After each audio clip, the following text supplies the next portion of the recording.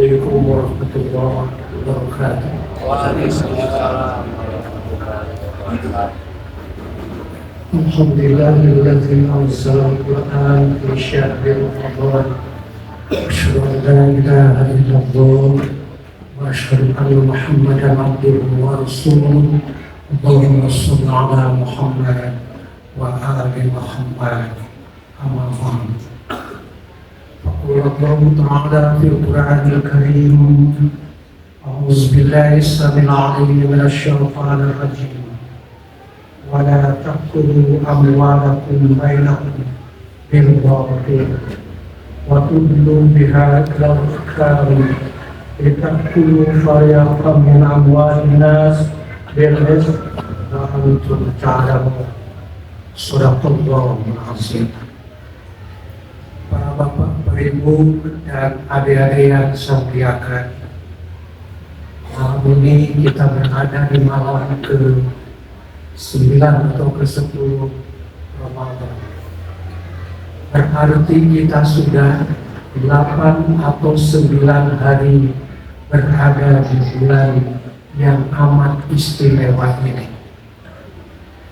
Dikatakan istimewa bukan sekedar namanya secara eksplisit disebut dalam Al-Quran, bukan lantaran pada bulan ini ada Lailatul Qadar, bukan pula karena pada bulan ini amalan-amalan dilipat gandakan pahalanya, bahkan yang sunnah dilakukan di bulan Ramadan itu sama dengan yang wajib di luar bulan Ramadan.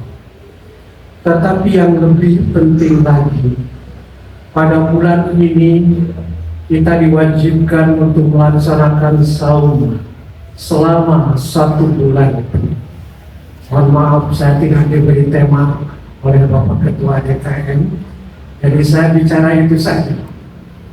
Nah, para bapak peribu yang saya muliakan, saum sebagaimana kita ketahui adalah menahan diri dari makan, minum, dan jima tulan nahar sepanjang hari, min tulu'il fajri ila ghurubisy syam, sejak terbit fajar sampai terbenam matahari.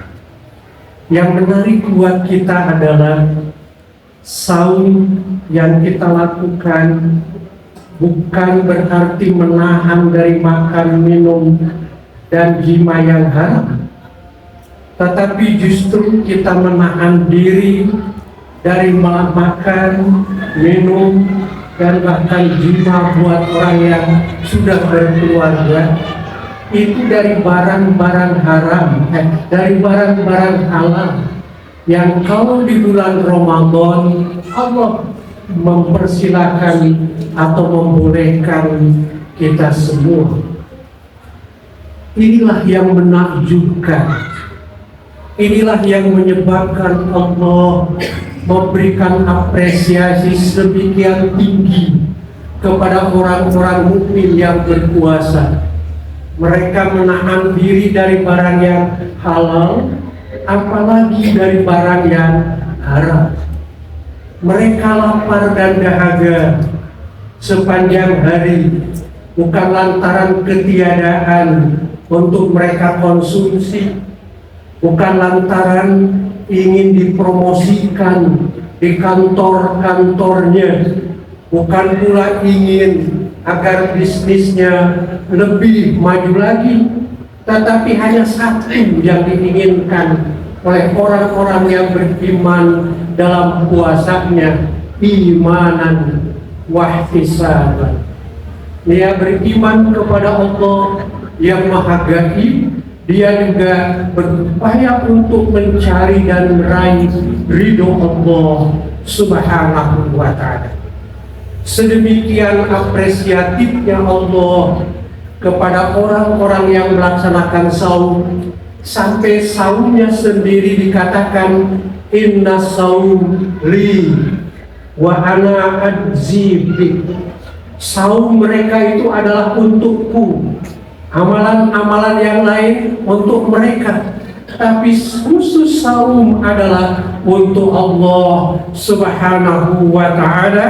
Wa ana, kata Allah, dan akulah hajizi yang akan memberikan pahala kepada saum itu sendiri.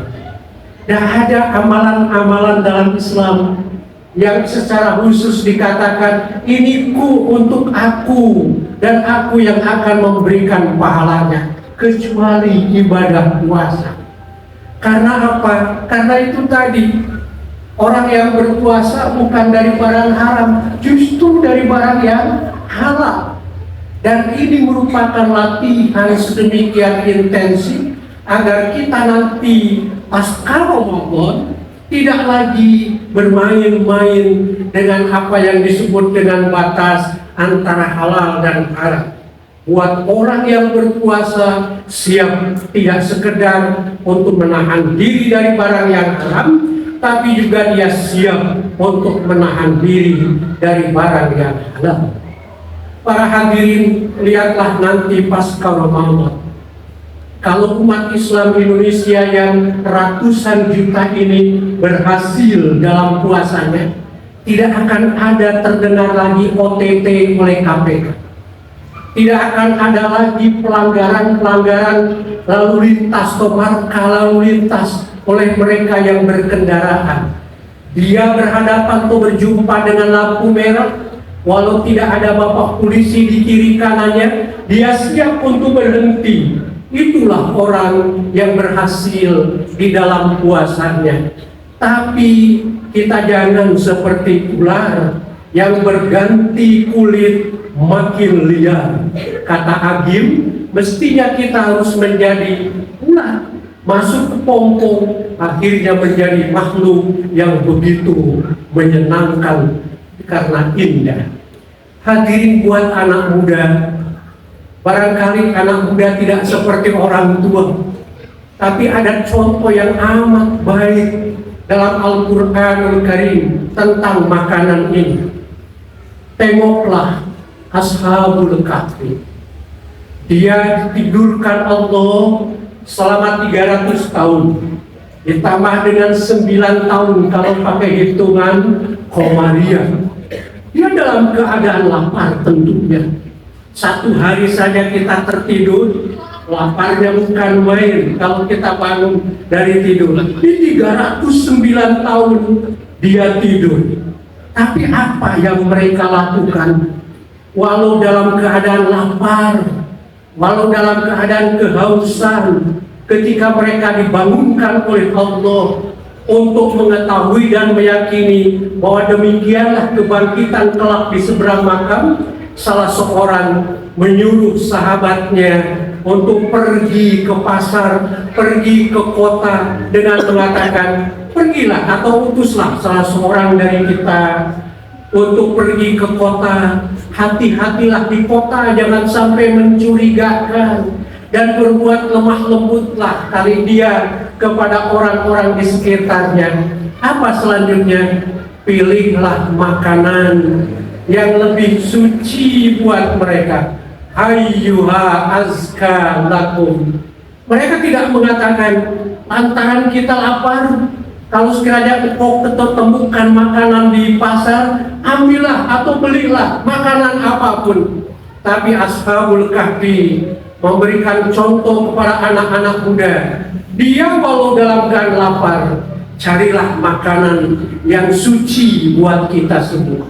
Lewat puasa ini, insya Allah anak muda pun akan memiliki karakter menahan diri dari makan minum yang tidak diizinkan oleh Allah Subhanahu wa ta'ala. Ini imsak minal haram. Yang kedua adalah puasa juga melatih kita untuk peduli terhadap orang kecil. Tidak ada, para hadirin, perasaan pertama yang dirasakan oleh orang puasa kecuali lapar dan dahaga. Hari pertama lapar dahaga, hari kedua mungkin ke-10 ke sana insya Allah tidak lapar dan dahaga lagi. Lapar dan dahaga ini sebetulnya latihan buat kita. untuk memiliki sikap simpati dan empati terhadap orang-orang yang kurang beruntung, sehingga lahir sikap yang disebut dengan filantropi dan altruisme. Philos artinya cinta, antropos manusia. Lewat puasa kita dianjurkan untuk mencintai sesama manusia. Dan altruisme, guru saya Pak Jalal itu senantiasa mengungkapkan apa yang disebut dengan altruisme ini. Yang ahli syariati mengatakan al-ithar, mendahulukan kepentingan orang lain sebelum dirinya sendiri. Para hadirin, al-ithar atau altruisme ini bisa kita lihat dalam contoh Al-Ansor kepada kaum muhajirin. Bagaimana Ansor bukan orang kaya saja, tapi ada di antara mereka yang tidak memiliki apa-apa, hanya makanan untuk malam harinya, dan itu juga untuk anak-anaknya. Tapi silahkan perhatikan dalam Al-Quran bagaimana mereka mendahulukan kepentingan orang muhajir yang pindah dari kota Makkah ke kota Madinah dan tidak memiliki apa-apa kecuali iman dan keinginan memperoleh ridho Allah Subhanahu wa ta'ala. Yuhibbuna man hajara ilaihim wa la yajiduna fi sudurihim hajatan mimma utu wa yu'thiruna ala anfusihim walau kana bihim khasasah. Mereka Ansor itu mencintai orang muhajir walau mereka dalam keadaan kesusahan, walau mereka dalam keadaan kesulitan. Inilah yang dilatih lewat puasa. Al-ithar atau altruisme, kita diwajib atau dianjurkan untuk mendahulukan kepentingan orang lain sebelum diri kita sendiri. Tampaknya hadirin, dua hal ini kalau sekiranya menjadi milik kita setelah kita melaksanakan saum, maka insya Allah tidak akan ada terjadi lagi pelanggaran-pelanggaran aturan yang kita buat, dan insya Allah tidak akan ada lagi orang yang mati kelaparan atau busung lapar atau bunuh diri lantaran tidak mampu membeli buku dan pena, sekedar buku dan pena saja. Insya Allah lewat puasa ini kita dilatih untuk mempedulikan orang-orang di sekitar kita. Kalau kita makan minum ada waktunya, sahur dan maghrib, tetapi ada saudara kita yang mungkin hari ini menemukan makanan, esok belum tentu mereka menemukan makanan.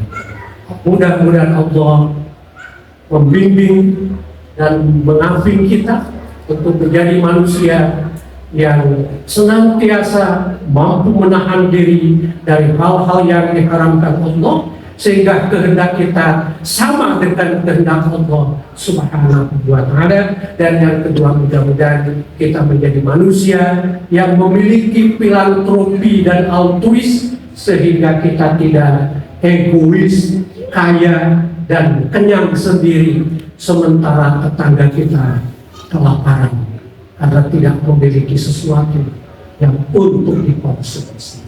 Assalamualaikum warahmatullahi wabarakatuh.